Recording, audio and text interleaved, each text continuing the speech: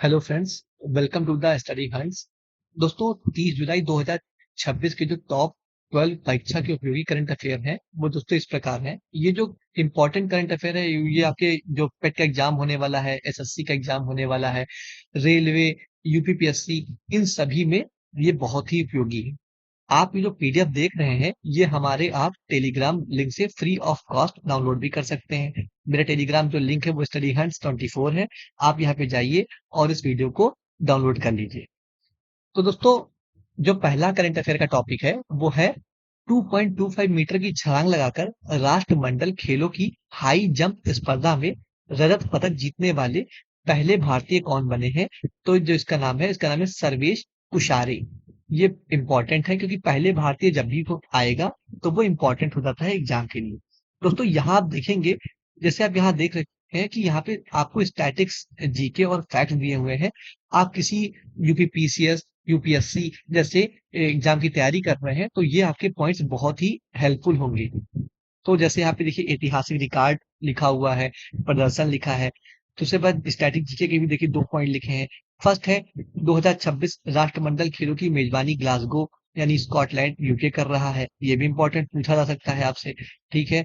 और उसके बाद में ये तेजस्वन शंकर ने 2022 बर्मिंघम CWG में हाई जंप में कांस्य पदक जीता था। तो ये भी बहुत इंपॉर्टेंट है कि इससे पहले किसने जीता।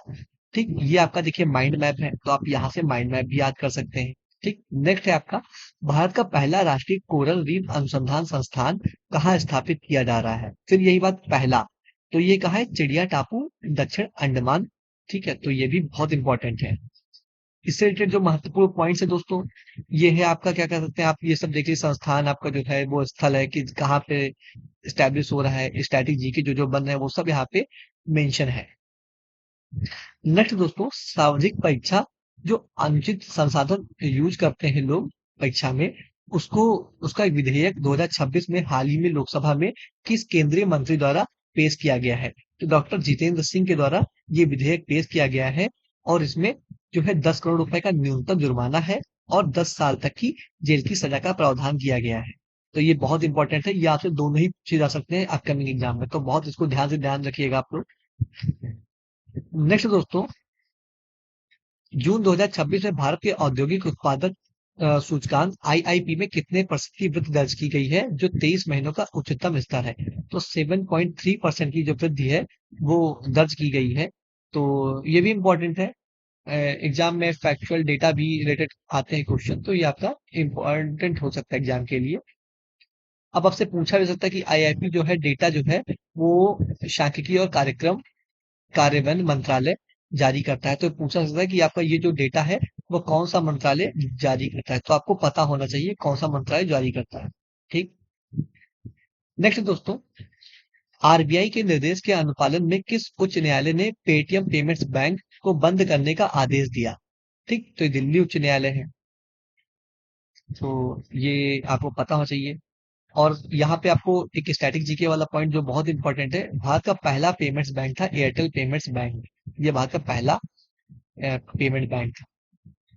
ठीक, नेक्स्ट दोस्तों, ईडब्ल्यूएस वर्ग की पात्र महिलाओं को 2500 रुपए प्रति माह की सहायता प्रदान करने हेतु किस राज्य की कैबिनेट ने लक्ष्मी योजना मंजूरी दी थी। दिल्ली कैबिनेट, बहुत इंपॉर्टेंट है। ये योजना अक्सर पूछी जाती है, क्वेश्चन योजना से आता है तो आपसे पूछा जा सकता है। जैसे लाडली बहना योजना, ये सब पूछी गई है ना, तो ये भी पूछा जा सकता है, तो आप इसे ध्यान रखिएगा।